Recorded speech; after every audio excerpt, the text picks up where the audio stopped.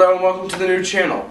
I'm Brian, I'm going to be your host. What we're going to be doing is that we are going to be talking about weekly news, and I'm going to be discussing current events and more important things. And then also, this show is going to be focused more or less on tech news. I'm going to add in regular news like politics, things like that, and stocks, but this is going to be more or less focused on regular news. So I hope you enjoy, and let's get started with the first episode. We're going to first start with Apple. Now today, being Tuesday, April 24th, Apple has just released their quarterly report. What that is that's a report showing how much Apple has made over the past 3 months.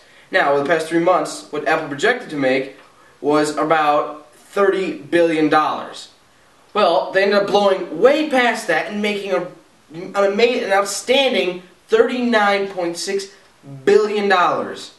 That for them alone is about $12 billion in revenue. Now what this means is that for shareholders, people who own parts of Apple like stock, they used to be about $6.40 a share. Now, being 2012, it is now worth $12.40 a share. Apple's total profit over the past year has gone up over 94%.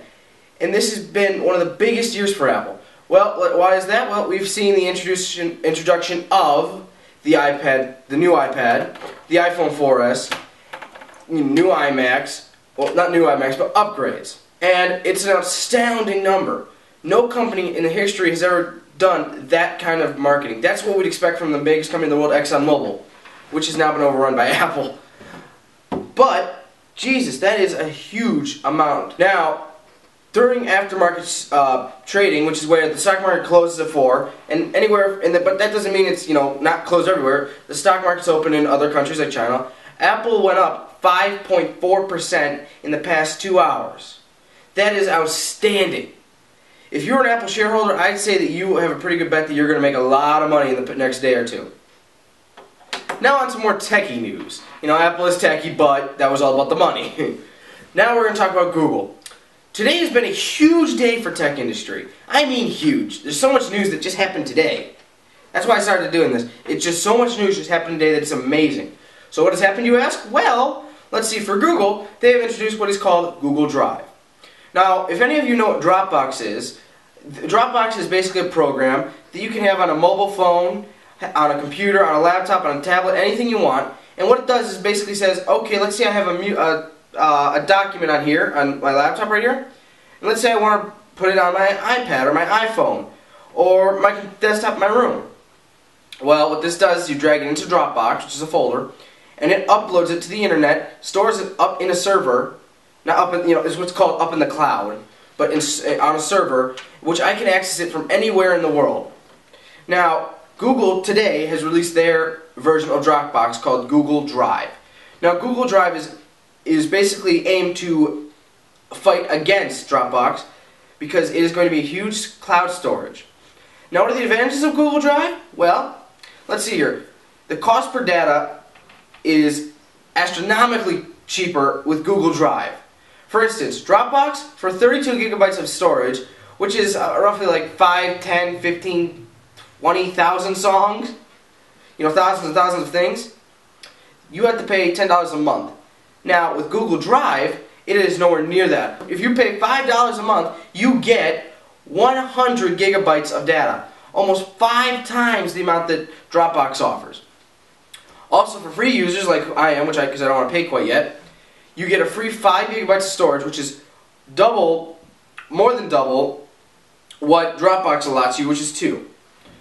Now, some are reporting that this is, this is still in beta a little bit, still being improvised, but today is the market release of it, and it looks like it is going to be a death blow to Dropbox. Now we're going to do a segment called App of the Week. Now this week's app is something called ChatCube. What ChatCube does is it's basically an all-in-one. It takes Skype with Google+, with Facebook, with MySpace, with anything, with Twitter, anything you want, and like regular phones, and combines it into one entire app.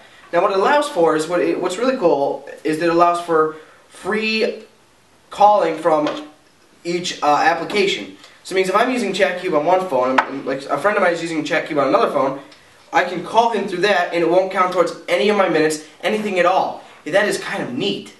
So basically think of it this way. Let's say, you're getting towards the end of the month, oh my god, and you're like maybe 15 minutes away from going over your limit on Verizon or Sprint or AT&T or anything. And so what you do? Well, use ChatCube. All you gotta do is you see, oh, let's say I want to call my friend and he's on ChatCube. Oop, let me call him through that. You can talk for 10 hours and guess what? You still haven't used that 15 minutes. That's amazing. Also, you can do things like FaceTime, which is, Skype, and tweet and Facebook. Anything you want is on that app. It's free in the App Store today. I would suggest you go look at it. It's soon to be coming out for desktop and laptops, for PCs and Macs. It is right now on the App Store for Apple and the Android store, or the Google, whatever store it is for Android. It's on there. I would suggest you check it out, take a look at it. I think it's really neat. I think you guys will too. Now we're going to do a new segment called Rumor of the Week. Now this week, what our rumor is that Apple supposedly plans on unveiling a smaller iPad. So instead of the 10-inch display that we have for iPads, which is normal now, they plan on unveiling, this is the rumor, remember that, they plan on unveiling like a 7 or 6-inch iPad. Now, in my opinion, I think that is completely retarded because an iPad is meant to replace a computer, a laptop. It's meant to be the next step up from it, And if you want something smaller, get an iPhone or an iPod Touch. It's the same thing, just a little bit smaller. Like I have an iPhone 4S, but guess what? I'm getting an iPad. I mean, they're useful for other things. There's no reason to have it go between like a mini iPad because it's like that's a phone. That's an iPhone. And also, this is one of those things that the creator of Apple, Steve Jobs, just completely detested. He hated it. He thought it was a stupid idea in the first place because nobody wants it smaller and smaller and smaller. If you want that, get the iPhone.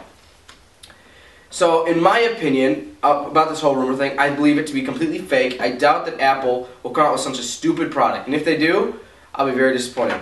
You got it, Apple? You heard me, Tim Cook? Don't do it. Now it's time for the main feature.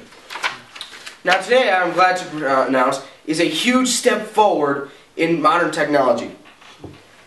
Today, Intel, the company that makes processors, or if you don't know what a processor is, it's what makes a computer run. It's a chip. It's really, take a look at it. Anyway, Intel, which is the biggest manufacturer of processors in the world right now, has introduced and announced and launched the Ivy Bridge processor.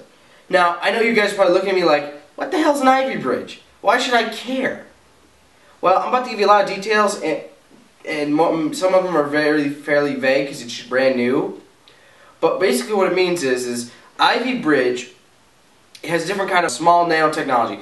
Now what is really cool about this, I know that didn't make sense, what is really cool about this is that right now we are using 32 nanometer processors.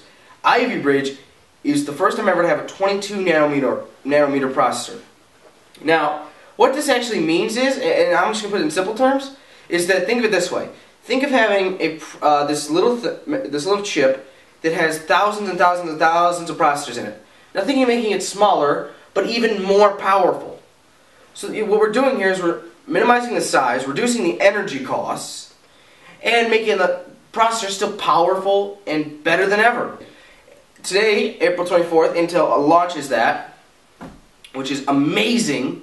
I believe it to be an amazing product.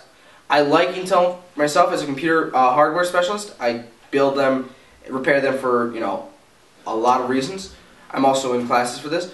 I consider myself a specialist, not an expert, but a specialist. Anyway, from what I see, this is going to be a step forward. This is like 3 or 4 years ahead of any other competition in the world. The reason I say this is because this new processor has better architecture, meaning that it'll run faster, it'll consume a lot less energy, and it is smaller, which is amazing, because we've never had something this small. And it is going to be for any kind of computer, whether you have high-end computers, like gaming computers, or business computers, or you have low-end, like laptops, which will be coming out fairly soon. But this is an amazing processor. I can't wait to see what it does. I plan on getting one myself. The reason it is so nice is just because it's one of the things that's called pipelining, which is basically the set of instructions that run through it, how it runs through it, how well it is at running instructions through it. Also, and Ivy Bridge's pipelining is amazing. It's better than ever before. Also, what it does is Ivy Bridge does is it increases the speed of RAM that you can put in on a motherboard, or in your computer, I should say. Now, what this means is that what it used to be is that when it comes to memory, we go by megahertz. You know, if the more megahertz you have, the faster your memory goes. The faster you can do things like read and write to and from a hard drive, or how fast processing can get done.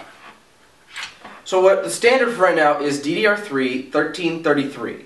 That is DDR3 RAM running at 1333 megahertz. That's its clock speed. Now, what Ivy Bridge does is it pushes that. It goes from, right now what our highest ones was that it was about 1866 without overclocking, which is where you manually make the computer run faster than it ever should. Now, what it does is it ramps it up and goes, yeah, you see, Mr. 1866, you can go F yourself. Why? Because now we're at 2800 megahertz. That is amazingly fast. That makes any process just like that go. So that about ends it for Ivy Bridge. Now, I know that there are only a few out right now. I know more are coming out on April 29th, and I know that the mobile ones, the one that's supposed to go into the laptops, will be coming out sometime around Q2 of 2012, which is from now until about July, August. That's about it for today's show. I hope you enjoyed it, and in fact, if you did enjoy it, please give it a thumbs up, and also subscribe for more. Also, if you have a comment or a question or anything you want to say to me, I will answer all questions or comments in the comment section below. Also, look me up on Twitter, twitter.com/bmbj1995. That's just about it for today, so I hope you have a great day, and I'll see you again next week. See ya!